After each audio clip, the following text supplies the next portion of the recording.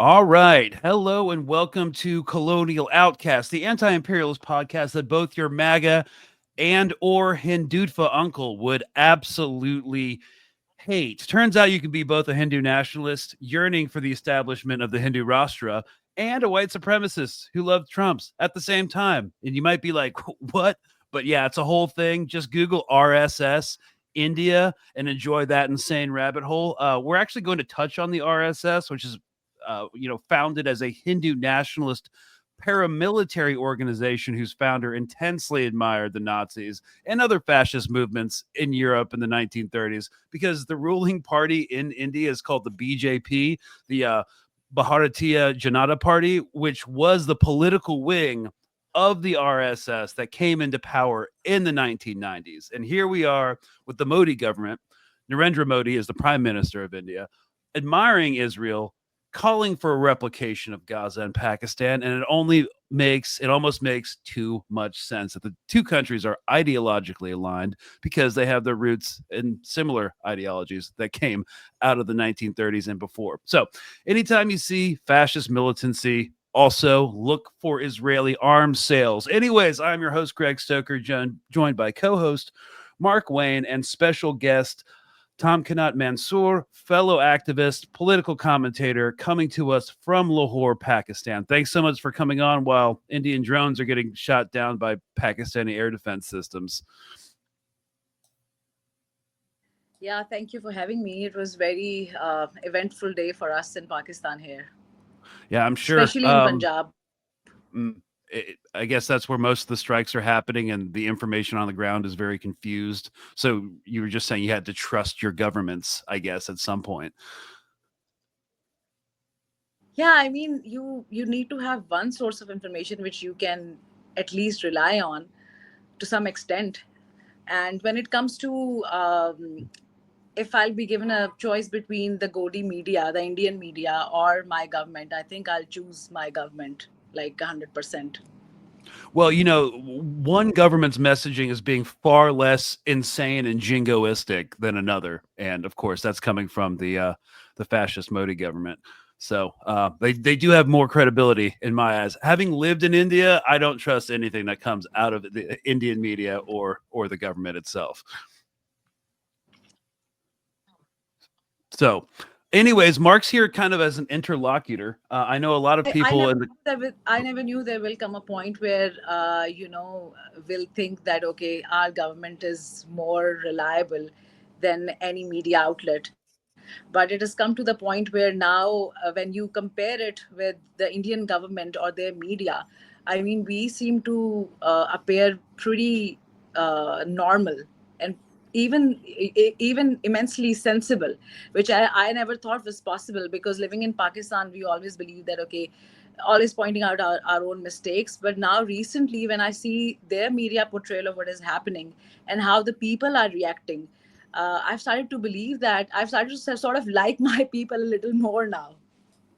Yeah, and I think I made a post about this earlier. Like India has managed, or the Indian government and the Indian media, for the most part, because there are left wing publications in India, but they're mostly hawkish, and they mostly do what the government tells them in terms of the messaging. I never thought I would see like Pakistanis as a whole so united. It's like, good job, guys. You really screwed that up for Yeah, good yourself. job, India, uniting us. Especially, recently we had so much fallout between our people and the military establishment. But recently, people, I think what India did was like the best PR for our military establishment. Nobody could have done it but India. The way they have Yeah, united us. right. If you don't mind me asking, what Yeah. were coming from an outside perspective? What were the main divisions that were going on in Pakistan for the What the audience? The main divisions, social divisions, cultural divisions that were happening within India that you are seeing start to break away and dissolve. in Pakistan, you mean? Yes, in Mhm. Pakistan, that like we're seeing them uniting, but what was it? Why did they have to unite? What was separating them? Yeah, got it.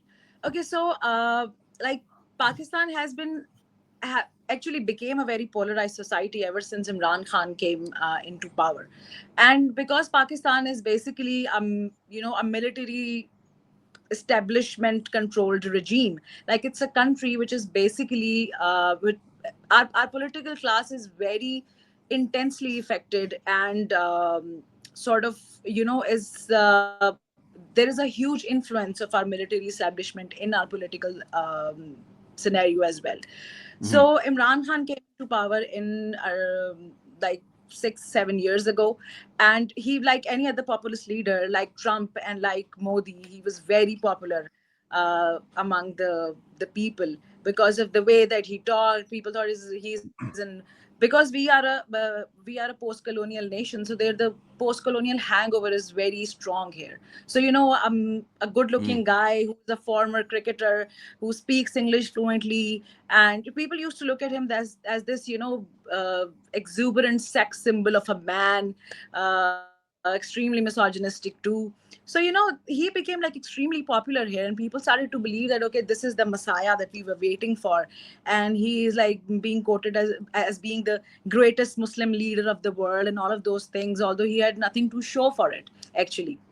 Jesus. And So does because every country have a Trump going on? yeah, actually they do. And this guy was like, Imran Khan is like Trump on steroids. So you can't even imagine the kind of madness that people have around this guy. I mean, Trump, and make him extremely good looking, and then you'll know what happens. I mean, Trump, the way he looks, people are still salivating over him, and now make him into this Greek god, and then imagine what happens. So, and also cricket, because cricket is like a huge part of our existence as a nation.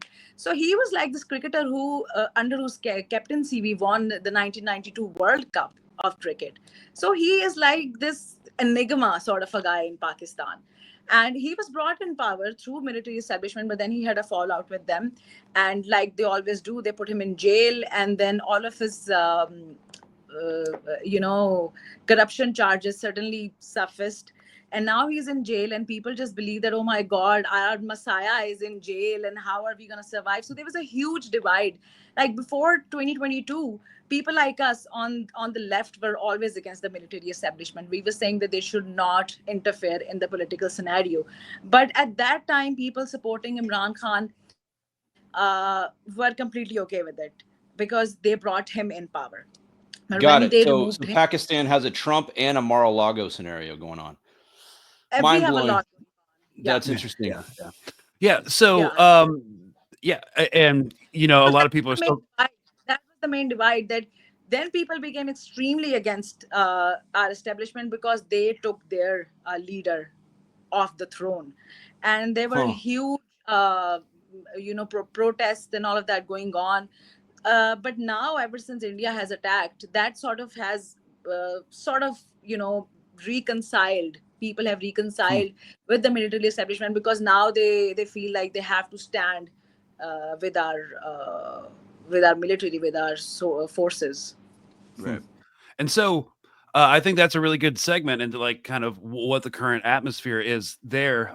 Yes, the last episode we did on this last week, we did it with two Indian journalists. So I'm glad we're doing this one right now. So this is a TRT World primer as of a few hours ago on what the whole situation is in the timeline, just to make it understandable if you're just coming into this. And yes, of course, Israel's involved too. So, and the United States, and their new Silk Road pipeline, the Mumbai through Saudi Arabia through Israel thing, is also in play with what's going on and some of the international pressure happening. But we can get towards that at the end. Just strap in for about 90 seconds. Israel stoking tensions between India and Pakistan. Well, Israelis have been highly active on social media, showing their support for New Delhi. Like Israel's Benjamin Netanyahu, who extended his condolences to Indian Prime Minister Narendra Modi following the Pahalgam attack on April 22nd, reaffirming Israel's support for India in the face of terrorism. Or like Reuven Azar, Israel's ambassador to India, who, in a post on X, expressed Tel Aviv's strong support for New Delhi. No posts in support of Muslim-majority Pakistan, though. Experts have been warning of India's growing impunity, and the country's media and government officials are now openly calling for Israel's playbook to be implemented in Indian-administered Kashmir, the world's most militarized region. Here's some background. On April 22nd, in Indian-administered Kashmir in an attack that New Delhi accused Islamabad of backing. Pakistan expressed concern over the incident and denied involvement, suggesting a neutral investigation. But India instead cited a need to preempt and deter further cross-border attacks. And India and Pakistan have since engaged in near-daily exchanges of fire across the de facto border, the line of control. New Delhi then launched Operation Sindoor, targeting sites in Pakistan and Pakistan-administered Kashmir that it claims were terrorist infrastructure. A justification critics say echoes tactics Israel has been deploying in the occupied Palestinian territories. As in Israel, mainstream Indian media and law enforcement have embraced this rhetoric of so-called deterrence, reinforcing the India-Israel parallel on talk shows and across social media. Numerous political experts, journalists, and human rights organizations had already been highlighting the stark comparisons between actions carried out by Israel against Palestinians and those India has used against Kashmiris, including extrajudicial killings, the demolition of homes, random arrests, and acts both nations have committed that strip away human dignity. India's Garud commandos have even been training alongside Israeli forces for many years, with New Delhi launching a barrage of missiles at Pakistan on May 7th and 8th that claimed the lives of at least 31 civilians and left 57 others injured. And Israel having set a dangerous precedent, both nuclear-armed South Asian states now risk plunging into a war over the region of Kashmir. Yeah, I don't really like how they like centered Israel that much, but I think it is helpful for an audience just coming into this to know that like the Modi government is like very, very ideologically aligned, and a lot of its supporters are very ideologically aligned with Yeah. Zionists and Zionism. And I think that's an important thing because like people will say, you know, the history of the Raj, the colonial hangover that you have, the India Pakistan partition was handled by administrators in the British Raj itself, with like Lord Mountbatten and Winston Churchill getting involved in the worst way possible. It was an absolute disaster. And yeah, you could say it's complicated, but if you're applying one moral standard to like what's happening in the Palestinian territories, it's kind of helpful to keep Israeli involvement and the celebration of the genocide in Palestine by BJP officials, by the news media, by a lot of their paid propagandists on Twitter. So I just wanted to center that. And if you have any commentary on that you want to add before we get into this.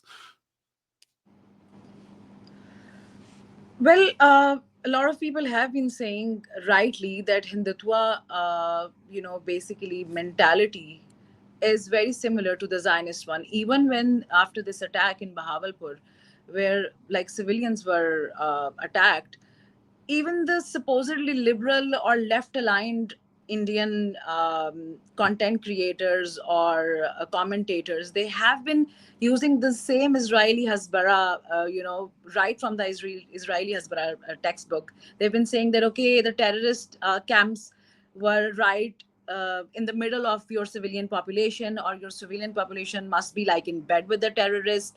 Why were their civilians, in or around the area where terrorists were living, when in fact they actually attacked right in the heart of Bahawalpur. It's like a city, it's a huge city in Pakistan, in Punjab. And stuff like what were the kids doing in the mosque? Like, dude, how do we make you understand that when the mosque was damaged, then the neighboring house was also damaged? A little kid was sleeping in there and he got killed, and they're celebrating it as if some Human shields. some human shields or some relatives of the terrorists. I mean, even if okay, even if you accept it for a second that that little kid was a terrorist's relative, although that's not true at all. He was actually a lieutenant colonel's son. uh, Even if you accept it for like a second, what kind of people would actually celebrate the killing of a 6-year-old kid and call it collateral damage? Like, it's, I don't know, it's just sick. And that's exactly the kind of words, exactly the kind of excuses that we have heard Israelis just delivering to the world over and over again, that these are the terrorist hideouts, and all the people who are killed are, it's like your responsibility. Why were they living with the terrorists and all of that bullshit that we heard them say, like since for like 2 years now. So it's the same mentality and the kind of hatred that we see in the Hindutva mindset that they sort of have against uh, Indian Muslims and Pakistanis. Mhm. It's very the kind of rabidity in it is very similar to what we see in the Israelis, where they just don't consider the other people humans enough to even engage with them.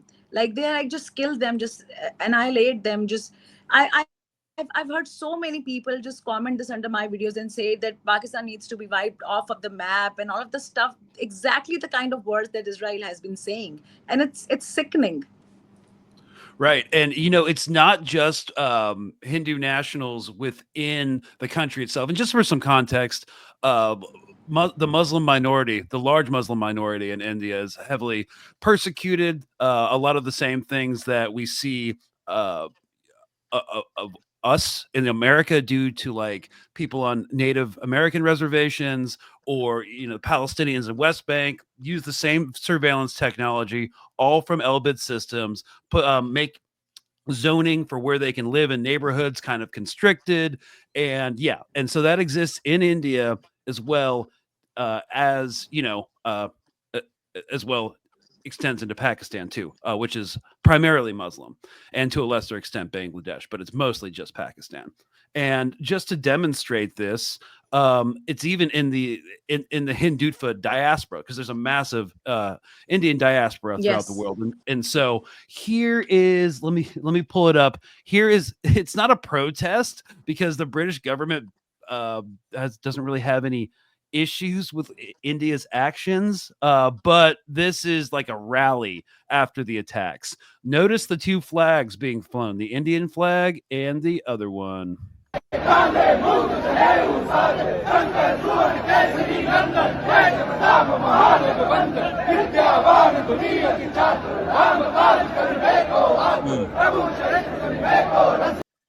Yeah, so you basically see Israeli flags inextricably linked to this, and we are seeing a lot of like talking points coming out of the Hezbollah justifying it. But my question is, how concerned are you about this escalating, and how concerned are like analysts within the country and commentators concerned about this escalating into something that looks like an actual conventional confrontation between two forces like the Kargil border war in 1999? Actually, there are basically two different perspectives about it. There's Mhm. one which says that it's not going to escalate even any further, and both countries are just going to take victory laps after shooting down a few drones or shooting down like we say that we shot down, and also the French intelligence confirmed it that we shot down their Rafale, which was like very celebrated sort of a fighter jet, and for the first time in history it has ever been shot down. And we are Mhm. claiming that we actually shot down three of them, and some drones and another fighter jet or something. So I think each country is going to take a victory lap and then just going to claim a few drones, a few jets, and all of those things. Claims responsibility for a few killings of terrorist hideouts or whatever they want to call it. So there's this perspective that it's going to stop, but then there are other people who um, who also think that it's going to turn into a full-fledged war. Mhm. So at this point, really, it's difficult to say. I think Pakistan's hand are a bit tied because of the IMF situation, and also because the rampant Islamophobia, in the Western world, in the Western powers. So they might try to intervene and sort of try to limit it, because both of the countries are nuclear powers. And quite frankly, with both the countries sharing a border with China, they can't allow for like this to happen, because they have like multiple billions of dollar trade going on with the world. So they cannot afford to have this kind of regional war happening here. So I think and I hope that all the people who have stakes in this region are going to intervene and actually make it stop, uh, if they do not have another agenda in their mind. Because if they do, then they will just like Shit. No, we lost connection real quick. I wonder if power went out in Lahore. That definitely does happen in Delhi a lot. I Yeah, had a we huge can. question. What was the question? I was gonna talk about how they're trying to how the U.S. media is already trying to shape this thing up as a bringing China into the conversation. I was gonna play a video. Oh well. I mean, there's a lot of ways we can bring China into the conversation. Like India is a BRICS nation. They're No, I part know. of. I was gonna bring in a. I was doing some opposition research, and I was gonna play a video. I'm gonna play this while she's out. Maybe Well, what is the video? it's a Fox News broadcast, but it's Oh, sure. Play it what. shows. So whenever I see us, whenever there's something going on in the news, I automatically go to Fox News to see how they're trying to shape the narrative and what they're telling their audience. So found this gem, Okay. intellectual gem. This is yesterday. Okay. This could escalate and escalate quickly. These are two nuclear powers, General. What should we be reading into this? And what is Marine Corps General Arnold Punaro behind this, in your view? This new escalation. Well, Maria, I don't want to go too far on this, but I will tell you this brings China into play. I see China's hand involved in this. Maybe they didn't prompt the terrorist attack. They've gotten extremely close to Pakistan military and economically. Pakistan is. So they're trying to frame, create the suspicion that China might have been involved in the attack.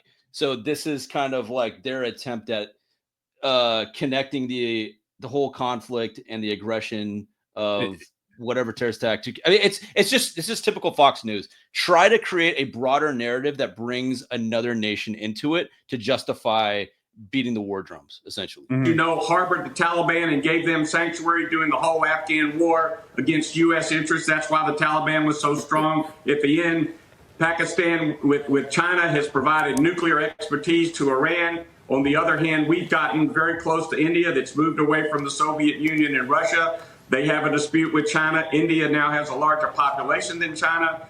Their population is young and growing. China's population is shrinking and getting older. So there's a lot at play here that's broader than just this long-standing dispute over Kashmir. At the same time, China's economy is weakening. Yeah, there's some more bullshit. I'm going to play the rest of this on FAF on Friday. But, Okay. Sorry, Tamkenat. We were just playing some Fox News propaganda while you logged back on. Essentially, well, hold on, real quick about that guy who's talking.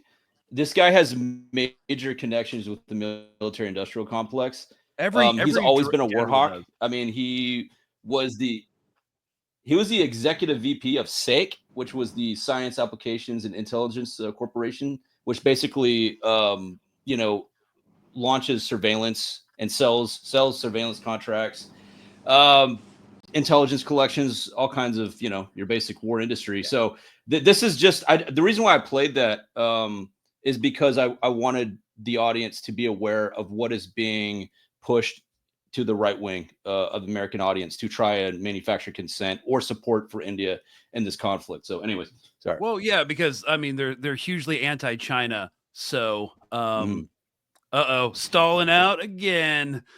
I think they're experiencing some. Maybe they're even experiencing electronic interference over there in Lahore. They're pretty close to the border. Yeah. So, I guess next time she joins, we'll just let her go and talk while she can. But anyways, bringing China into it, the attack itself was incredibly in Pahalgam was incredibly bizarre. Insofar as the how it happened is generally not how Kashmiri militants operate. A lot of the people they killed were Muslims. They had them apparently, according to the Indian media, even an hour after the attack happened, the Indian government said it was Pakistan behind it. Wow, you're starting to sound like a conspiracy theorist, Greg. It was just really that's bizarre. my job. That's my job, bro. What are you doing? Stealing my shine. Yeah, I was about to say it's a false flag attack. I'm just gonna say it. You're gonna edge around it. You're gonna beat around the bush. I'm just gonna say it's a false flag attack. Not confirmed, of course, but I mean, you're not going to confirm it, but It was definitely bizarre. We were just talking about how bizarre the attack itself was and how the Indian media and establishment responded to it so quickly. The Pahalgam attack. Yeah. False Yeah, I flag or mean no the false way, flag? like I was talking to you, just I think yesterday, that the Mhm. way that the people were killed, like asking them what their religion was, then asking them to chant some religious slogans and looking into their pants to see if they are circumcised or not, and then killing people on the basis of that. It is like a textbook Hindutva modus operandi. This is not how the so-called Islamic jihadis or the rebel outfits behave. This is now not how they execute people. Like I think most of these groups, if you call them ISIS or Taliban or whatever, they have killed more Muslims than anybody else in the world, and they do not really care what religion you are from. So this whole thing about asking if you are a Hindu or a Muslim, then checking your pants, then asking you to chant religious slogans, this is exactly how Hindutva mobs lynch Muslims in India. So this has Hindutva and RSS written all over it. This is not how the resistance forces in Kashmir operate. This is not how the extremist outfits, the Islamic jihadists operate. This is exactly how Hindutva operates. That is why it was so uh, like prevalently called out as being a false flag operation, because it had RSS written all over it. Right. And I just want to, and this is the one thing that really turned me on this whole issue really quickly. It was the reporting in Indian media. And just for you guys, I'm going to pull this up because they haven't arrested anybody. They haven't charged anybody. They haven't even identified, like, was it Lashkar-e Taiba? Was it like any of these other groups that exist in the region? Didn't do any of that. All I have seen, and I've scrubbed the internet, is no shit, a sketch artist that's not even professional enough to be used by the police. and Jungle even warfare on and one even till side and then yesterday they were asking people for photos and for evidence. Like even if you are still collecting evidence, then how can you attack another country? Yeah. Here we go. according to the initial investigation, there's a name surfacing, Hashim Musa, who's being called as a Pakistan army regular. Remember, with the high level of training, a battle readiness, jungle warfare on one side, and then targeted massacre as much. Pakistan appears to have sent out special force commandos. And remember, viewer, this is not a surprise. Pakistan has done it earlier as well. It has done this in 1947 when it was invading Kashmir. Okay. Having to go all the way back to 1947. And again, I don't know, I think the history of Kashmir might be a little too complicated to get into right now, but it's mostly administered by India. Some territory was ceded to China in the 60s, I believe, and now it is where it is. I think since you're struggling with connection, I was just I guess we could like wrap up quickly. I don't know. Do you have any thoughts, concerns? Like, what do you want, like the outside, like people in the West, which is the majority of our audience, also within some MENA countries as well in Europe, to like know about this or to take away? Uh, how do you think it's globally relevant? And I mean, I think people should definitely care about this. So, any thoughts? Can you ask the question again, because my connection was totally fried, I couldn't hear you. All right, I'll ask the question again. Like, okay, what do you think it's since all of these conflicts are connected through very complicated ways? What do you think it's important for people who don't really understand much about the region or the conflict between India and Pakistan? What do you think it's important for them to understand about this current situation right now? I think I'll just sum it up with this one sentence that a friend of mine said that the night India attacked. He said, "What a great day for military establishment. What a great day for military industrial complex," and that just sums it all up. Because people are buying weapons from Israel, they are buying weapons from France, from Russia, left, right, and center, and basically places like Pakistan and India, uh, they have been used as these laboratories for testing these drones and these jets and all of these, just like Palestine has been used. So I think right now, like after the news went out that the Rafale was shot down, like three of them, their stocks really tanked, and That's kind of how you know it's kind of true. yeah, At least that's how one you got know. shot down. Yeah. And so now a lot of countries are sort of eyeing different products from different other countries, and what to buy, what not to buy, where to put your investment stocks in, where to pull them out from. So it's at the end of the day, wars are just financial games. It's just about selling weapons on the expense of human beings. This is what it is. So I think people who thought that it's just going to be limited to Palestine are now seeing it happening all over the world. And I think it's just going to escalate from here, because if you let Israel do what they have been doing with complete impunity for the past 2 years, it's going to embolden India, it's going to embolden Russia, it's going to embolden every other country who thinks that they have even the slightest bit of upper hand on any other neighboring country. They're just going to go ahead and take it. So this whole fire is going to eventually come to burn everybody, and it's just the beginning. So I think that what people should take away from it is to hold their own countries and their own leaders responsible, to hold them accountable, and also to not fall for the propaganda, the otherization that the media and military complexes do, that they make you feel like the people on the other side are just not human enough for you to care about them. I think that is how you manufacture consent. And that is exactly what has happened in Israel. That is exactly how the Godi media in India has been manufacturing consent against Pakistanis, against Kashmiris, against Sikhs, like they did in 1984. So this whole otherization and thinking that the other population is not human enough for you to care about them, this is the key problem. And then the players just take advantage of that. They just grow richer, and you keep on killing each other and dying eventually. And getting poorer. And for Americans, our media celebrates India. It's apparently the world's largest democracy. It's the closest ally we have in like South Asia or whatever. And governments learn from each other. So whatever is permitted to happen in India is going to boomerang back to America too. So they've got the same surveillance equipment, monitoring Muslim communities and other more rural indigenous communities in the subcontinent. And it's the same stuff that's at your local police station that ICE is actively using to monitor perhaps you. So all of this is connected. And again, my biggest concern is like governments embolden and learn from each other. So Yeah, exactly. No, as we can see, like she was talking about the military industrial complex. That's why you see people like General Arnold Punaro already rolling out rhetoric to beat the war drums for it, and for China, trying to expand it onto China's culpability in this, which there isn't any. But I wanted to play this video real quick.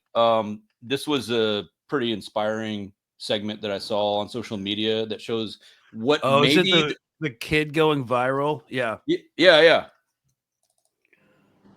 The one who said Pakistan Zindabad and India Zindabad. So for the listeners, it says, "Aren't you ashamed?" Well, we'll give them context. It's a journalist asking a kid. It's a journalist, Pakistan Zindabad. शर्म नहीं आ रही Aren't you ashamed? Why should I be ashamed? Pakistan shouldn't be destroyed. खत्म नहीं करना चाहिए नहीं करना चाहिए It shouldn't be. भारत देश जिंदाबाद है नहीं Long live India, yes or no? Pakistan जिंदाबाद है Yes. Long live Pakistan, yes or no? Yes. आपका नाम Long live everyone in their own space. तुम भी अपनी जगह पे जिंदा आपका नाम क्या होगा कैफ कैफ पूरा नाम कैफ मोहम्मद कैफ कहाँ से हैं आप Where are you from? I'm from Bahir. आपको थोड़ी सी भी शर्म नहीं Aren't you even ashamed that despite living in India, you're supporting Pakistan? खत्म होगा Pakistan Why shouldn't Pakistan be destroyed? Oh, you're the media. Aren't you ashamed about it? Yes. Aren't you ashamed of making the news? and spreading it everywhere about Hindus and Muslims, why should we support India? First answer this, then I'll say something. You were asking, there are people over there too, here too, Muslims there too, Hindus there too. Everyone is human. Then why kill everyone? Tell me. Tell me why everyone has the right to live. Everyone has that right. Then why destroy them? Do you support Pakistan? If you go there and someone kills you, then the job's done. Do you support Pakistan? Yes, I do. You are not Pakistan. You're Indian. I am Indian. Yeah, sorry, I wasn't being able to hear it, but yeah, it was nice to see that. And Tamkenat, do you feel like this more jingoistic sentiment is coming from like the older generations? Like, what's your sense of like Indian and Pakistani Gen Z on this issue? Well, before this whole conflict, I used to very seriously believe that we are the same people, but we actually are, because, before 1947, we used to just live together, and this is just an invisible border between us. But I don't know how it happened. I think the thing, like me and my friends were just talking, that India is going through their, the same thing that we were going through in 80s under Ziaul Haq. So under Modi, it's like Ziaul Haq on steroids. Like even before Modi came, we used to look at it with this sort of very friendly envy. We used to really love the fact that there were people who were so progressive there, and we used to have this hope that eventually, things will settle down, we'll start trade between us, it's going to be one big happy region. But recently, the thing that I've noticed after this Pahalgam thing, and even from before that, ever since Modi has come into power, the extreme hatred in the newer, younger generation, the way that it has spread is just alarming. People in Pakistan have behaved way more maturely and way more, I think, in a very casual and sort of a humorous manner. That we were making memes about the war, we were making funny videos about, how this is the first time we've been in a war, how should we prepare for it, should we get new clothes, should we just, paint our houses, like funny stuff like that. There were women who were making videos, like housewives, simple women making videos like, oh my god, I've no new clothes for the war, what are the enemy gonna think about me that I don't even have new clothes? And they were going to their tailors and asking them to make new clothes. Like, it was all really funny. And then Indian media and Indian people were like on Twitter constantly saying, don't sleep tonight, and Pakistanis were replying that who's going to go to the office in the morning, like, are you crazy? Don't you know that we live in a capitalist society, we have to get up in the morning, what do you mean don't sleep tonight? And they were just getting really frustrated that how is it that this nation, these people are not taking it seriously.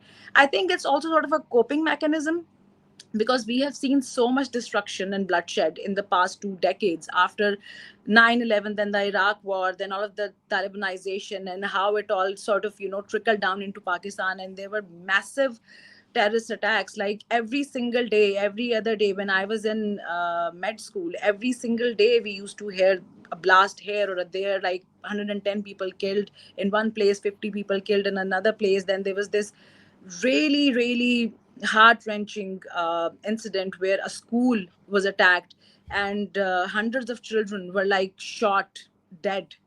And Pakistan is not America, so kids getting shot in their faces in schools is not common for us. It just happened once in our history, and it just jolted us.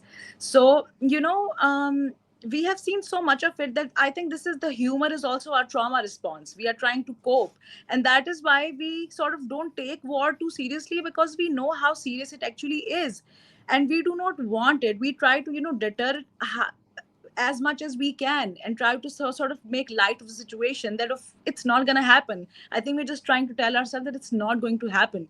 But on the other hand, in India, even people who are sort of left aligning, people who are young, the Gen Z, Gen Alpha, this sort of rabid hatred that has sort of consumed them recently is both alarming and also very tragic for us to witness. Because for people like me, who always wanted to have friendly relationships with India, I have friends there, family living there. For people like me, it's really sad to watch. It's like I want to tell them that we don't hate you, but somehow it's like they are just hell bent upon just erasing us, and it's difficult to sort of so it is build that. Sorry, it is prevalent in the younger generation then, this hatred, this It Yeah. xenophobia, this I recently nationalism? I recently posted a video. Like recently, I just posted it yesterday, I think, and it has garnered some 3 million views on Instagram. And almost 99.9% of people from India, they are young people, like in their early 20s or even in their late teens. And the kind of vitriol that they are spewing is, I don't even read the comments because it enrages and saddens me so much. And there's no way of just putting any any sort of a thought across them. Like it just doesn't go across. It's like there's this firewall of hatred that they can't just understand simple facts, and it's tragic for us to watch, and it's Yeah. very shocking as well. Yeah, it's kind of crazy. I mean, it's just the same kind of stuff that you saw in like the Signal Gate chat. One of my friends, good friends, she's in Bangladesh. She sent me like one of her little cousins' WhatsApp group, just like screenshots. It's like an Operation Sindor like WhatsApp group where they're sharing like the Pete Hegseth like fist bump. Yeah, we just killed a bunch of people in Yemen type stuff. So yeah, it's all the same. Nationalists are going to be nationalists, I guess. But that's where we're at now. I think just to circle back, and I know it's late for you over there in Lahore. Uh, I guess one thing I did want to touch on about like both countries can't really do any large scale military misadventures right now. India has its own problems, and then could you just briefly describe for the audience, I guess, what the IMF situation is that you were referring to with regards to Pakistan, that being the International Monetary Fund. Yeah. We've talked about that multiple times as a tool of Western control associated with the United Nations with regards to Pakistan.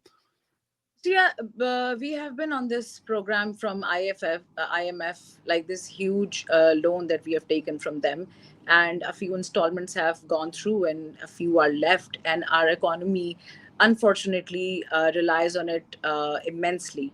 So we can't really afford to go rogue on that, and that sort of ties our hands down a bit too.